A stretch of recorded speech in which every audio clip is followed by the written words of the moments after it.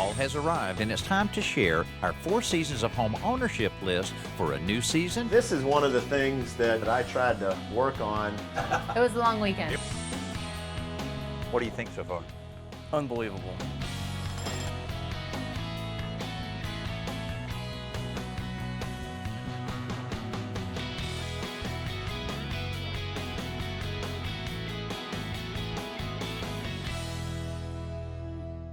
At the beginning of each new season, we break out our 4 seasons of home ownership list to help homeowners tackle the chores that are important for that season. This week, we're sharing that fall list with Philip and Kate DeKaiser. I bought this house from my grandfather's estate about 8 years ago. She moved in after we got married in January. He actually proposed to me in this house in his living room. And so I told him, you know, he did it now because he made me have an emotional attachment to it. But the neighborhood itself is so nice. People out walking dogs and pushing babies. But older houses are always a little bit of work. Always a project. There's always a project to be tackled. Ultimately, our goal is to repaint the house. We are expecting a son in November, and that means flipping a guest room into a nursery, getting rid of some furniture, because I imagine we're about ready to be very busy in the near future. So hopefully our list of must-do maintenance items will simplify things for Philip and Kate. Most of the chores are quick jobs like changing air filters. Others, like winterizing the mower or draining the water heater, may take a little more time. But often reviewing the list brings to light other projects that need to be done, like repairing Philip's folding attic stairs. This is one of the things that I need some assistance on that I tried to work on. It was a long weekend. It was a long weekend. Oh, there's more to that story, I'm sure.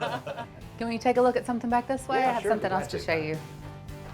I just wanted to show you our back door. Okay. And there's several things going on here. Obviously there's some Oh, a lot space of in light, the bottom, boy. which A I'm lizard sure. could get in that. That's right.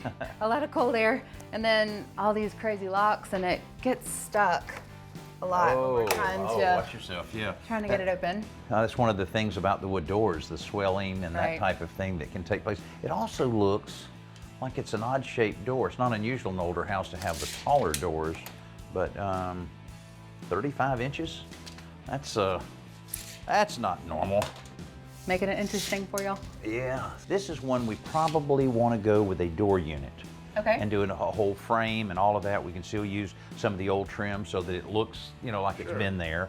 And you may even think about you got a lot of light in here already, but it's kind of nice on a door to have a little bit of glass in it. Okay, that sounds great. Speaking of windows, up in our front living room, one of our double paned windows is broken, and we can't tell if we need to change one of just the one interior pane, or do we need to change the whole window? Is that something y'all can look at? Sure can. So after checking out the window and doing some planning, Chelsea and I returned to divide up the list and get to work. There's several things here. The gutters around back are real clogged up. Check the weather stripping. We're definitely doing that, replacing that. And we'll go ahead and check the smoke and carbon monoxide detectors. She's expecting a baby in about 2 months. Aw. So the two moms can bond. Philip and I get started on the biggest job first, replacing that back door. And this was your grandfather's house? Grandfather had bought the house, and then I've actually met the original family that built it in the 40s. Well, we can't say anything about the previous owner then, can we? We're cutting the caulk around each piece of door trim to make it a little easier to pry them out of the opening without damaging the surrounding materials.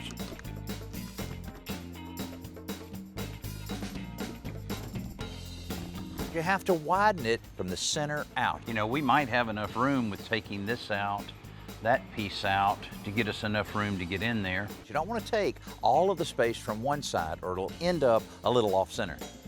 So Philip, how long do you think this hinge has been here? I would probably say since the door wasn't started, but that's pretty rusty to me. Mm-hmm. Yeah, that's old. I think there's been a couple coats of paint on it too. That is What do you old. think? The old slotted screw, not necessarily made for power tools. Not at all. I think a little elbow grease went behind and on Oh, these. yeah. I think about the guy that installed those hinges, and I know he didn't have any power tools, and he had a slotted screwdriver and probably an arm this big. The very best and strongest way to join any two parts together is with some sort of machine bolt, either a carriage bolt, a threaded rod, or a hex head bolt, as I have here.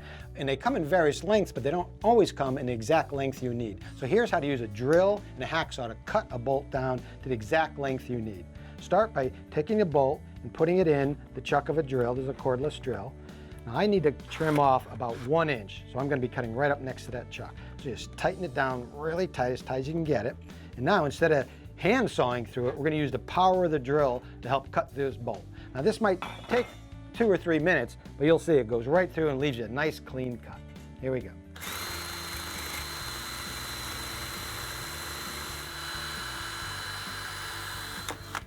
There you go.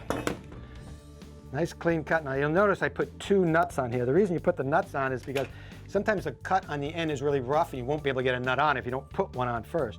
So you put a nut on, and then when you take it off, it helps recut those threads. And that makes it a lot easier to get on the next nut when you go to use it. Sometimes you need a wrench to help you. There it goes. And I use 2 because sometimes 1 nut isn't enough to recut those threads. This one should spin right off. Beautiful. There you go. Perfect bolt cut to the exact right length. We've been taking Philip and Kate through our 4 seasons of home ownership list for fall. It's a reminder for things like raking leaves or installing storm doors. The DeKaisers don't have storm doors, but we are replacing one of their entry doors that was oddly sized and barely worked. Right now, there's a big hole in the back wall of their house. Okay, I admit, that seems like a lot of work to install a brand new door unit, but the problem is if we'd have only replaced just the door, then we would have to take a perfectly good door and cut it down to about 33 inches. Plus, you never really want to put less than a 36-inch door in an exterior opening like this, so this is by far the best way to go to really create a nice, energy-efficient opening. While we get this spot ready for the new door, Chelsea and Kate are tackling an item that's on our 4 seasons list, weather stripping. All right, Kate, while the guys are replacing the back door, I want to check out this front door. Okay. This is really neat, but do you actually use this? Yes, that's what Oh, you do? Okay, so like the mailman delivers your mail? I love the mail slide. I don't ever have to think about going out and checking the mail in bad weather. If we're out of town for a few days, it just comes straight through the door. Well, it's kind of a big hole in the door, so we'll put some weather strip around there to try and seal it up as best we can. And I also noticed some light coming through between the door and the frame, which means air's getting in, so we'll seal that up with some weather strip too. Sounds great. Weather stripping is an easy project to upgrade the efficiency of a door, especially in an older home like this. And why is it that we're doing it on this edge and not facing the other way? That way when the door is closed, it doesn't come and push it off. It just compresses up against it. Out back, we're finally ready to set the new door unit in place. Kick it with that steel toe boot you got. Look at there. That's what they're for. You thought they were for safety. They're for door squaring. Nope, that's perfect right there. That is right. And that's perfect. Don't act so surprised. Now we just need to secure the door unit to the framing of the wall. But before we trim it out, we're cracking open some insulation to fill in the voids around the new door. To just stuff it full of insulation here. I'll give you a piece to get started on this mineral wool. Nice size gaps. Yeah, and then the smaller gaps, we'll just use some expandable foam and take advantage of this opportunity. Now, unless you want to just keep paying the power company, utility company, more money. No thanks. Now, the door's in place. We're ready to install all of the trim on the outside, but instead of using wood that's bound to rot at some point, we're using cellular PVC. It'll be there for a long time. See, I heard you guys are planning on painting the house soon. Yes. Are you gonna Exterior. change the color?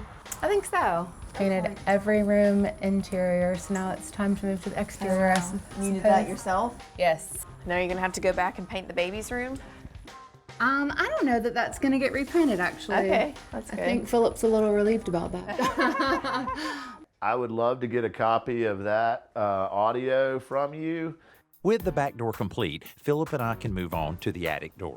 So when my dad and I were installing this attic ladder recently, one of the problems that we encountered was the height.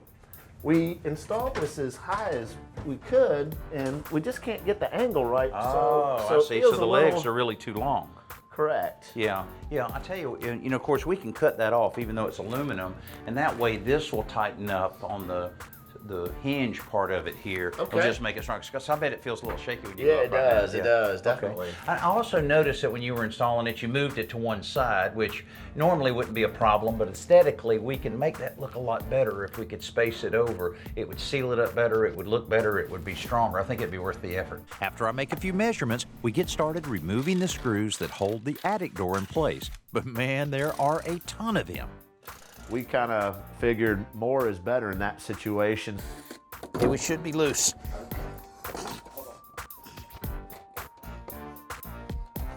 Okay, 1, 2, 3.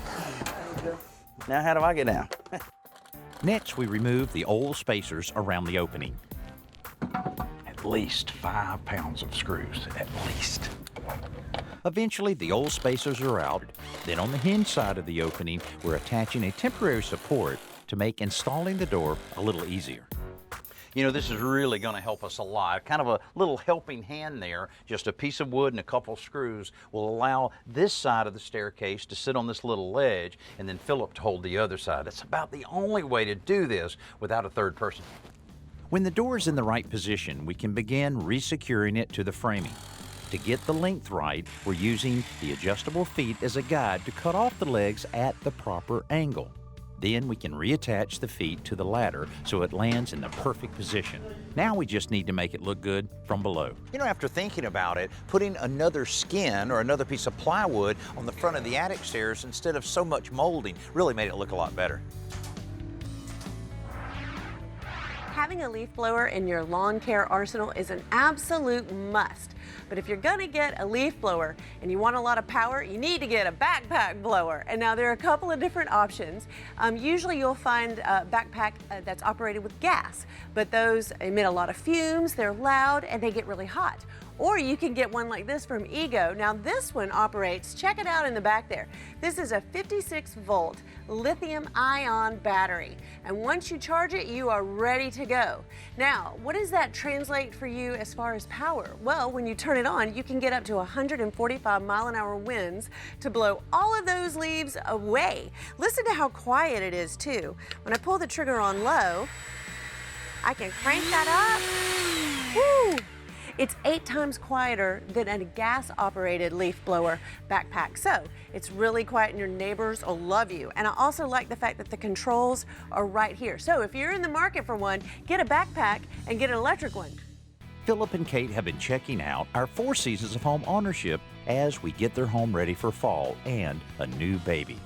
The list covers all kinds of seasonal chores. Some, like draining irrigation systems, don't apply to this house. Others, like caulking cracks on the exterior of the home, make sense for everyone. Since we've just reinstalled the folding attic stairway to make it work better, Chelsea has a plan to make it less drafty. Well, now what is this? This looks interesting. This is going to go on top of the new attic door. I mean, think about it, it's just a big open hole from your attic into your house. So it's going to create an insulated pocket of air to keep your conditioned air from escaping into the attic and vice versa. Okay. Ta-da! Very neat. All right, looks like the boys passed the test. This seems pretty sturdy. It looks great. It looks very sturdy. A lot better than before. Well, let's pop this tin in here and see what it looks like. Looks like you guys could use a little more insulation up here, actually. Philip and Kate have some insulation in their attic, but I did notice a few voids where they're lacking in insulation, so maybe we'll take care of that before we leave. That would be great. Thank you. And there you go, that was easy. Chelsea is using the same material we used around the back door to supplement the insulation in Philip and Kate's attic. So this stone wool insulation is perfect because I'm able to easily cut it with a bread knife and get it to fit exactly into these voids underneath their air conditioning ductwork. Meanwhile, Philip and I have moved on to another item on the fall checklist, cleaning gutters. You know, this is the time of the year with it the leaves starting to fall, and you've got all of these you limbs. can see them right here. Probably want to trim this back a little bit, Yeah, I too. probably could do that. I probably need to clean my gutters a little more often. Well, you got to admire his honesty. working together like this makes it a lot easier than trying to do it by yourself, because normally I just throw the leaves on the ground and then try to clean it up afterwards, but this makes clean up a lot of... You have Kate clean it up afterwards, is that what you said? Yeah, I wish. Yeah, I bet. But keeping the gutters clean is another matter. All right, Philip, you're gonna love this stuff.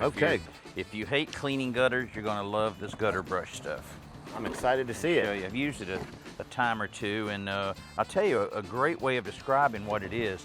It's like the old-timey pipe cleaners, but it's just a real big one. You see what I mean? Okay, and so that just sets it in the gutter? You just set it right in the gutter, and that's all you have to do. And then you can bend it to go around corners. Oh, perfect. Nice. And you don't even have to cut it because there's different sizes. Okay. And we can actually grab a few of those, and then you can feed it one way, I can feed it the other. We may not even have to move our ladders until we get down to the corners. So let's get on it. You see what I mean? You've got the different sizes like that. Yeah, so, perfect. Let's grab a couple and go at it.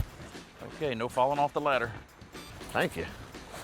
So these just slide in here, right? Slide them in like that. Okay. And they should just continue down since we got nice clean gutters now. I really can't wait until the next rain to see how the gutter brush system works. That's about as easy as it gets, isn't it? That is really simple. Look at that, how quick that is. And see, the debris will come down, and then when you get ready to clean it, instead of reaching in there, you just take these out and shake it, put them right back in. Okay. That's cool, isn't it? That's pretty neat. Philip and Kate's last project is replacing that cracked window on the front porch. Okay, it's really great for an older house that you have these newer insulated windows. It really is. Philip replaced those a number of years ago. Oh, nice. That was a smart move.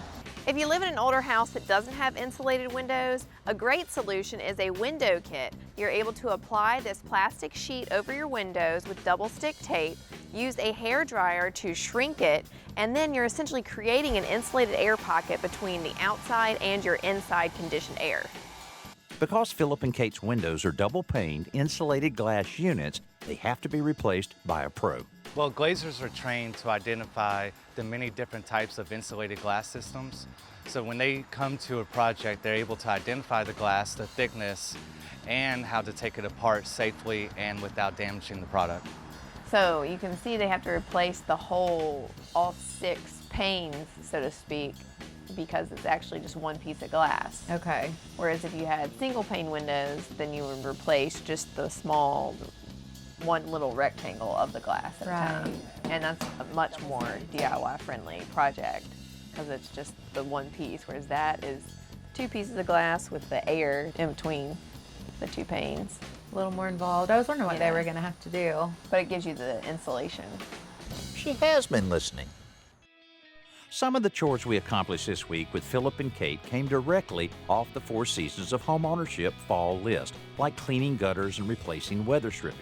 Others, like replacing the back door and improving the attic stairway, were inspired by the list, even if they weren't actually on it.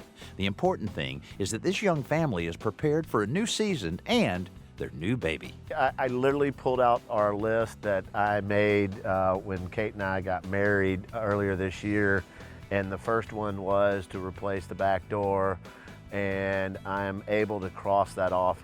I love the back door. I love that it lets light in, that it is aesthetically very pretty, and that I just know it was installed properly and it's airtight. I love seeing that go in, and the window as well. The window by the front door, I was very happy to see that replaced and all in one piece, and it looks beautiful. I really appreciate the assistance with the attic ladder. I think a list like you had laid out about what to do per season is a fantastic idea, because it's everything from a few larger projects perhaps that you think, oh, I have to get around to that, but then the smaller ones that you may not remember or not think of when they need to be done. So I think staying organized with a seasonal list is very helpful. You know, there's a lot of little projects that you do around your home where you'll end up filthy. Cleaning gutters is one of those tasks, so you may not want to wear your favorite shirt when you do that little project. But you know, if you do it on a regular basis, it really is not that hard. It won't take you that much time, and that's what the 4 Seasons of Homeownership checklist are all about. Well, I think Philip and Kate are in pretty good shape here, and they love our 4 Seasons list, and they're anxious to go to the next list when that season rolls around. I'm Lipford. We'll see you next week right here on Today's Homeowner.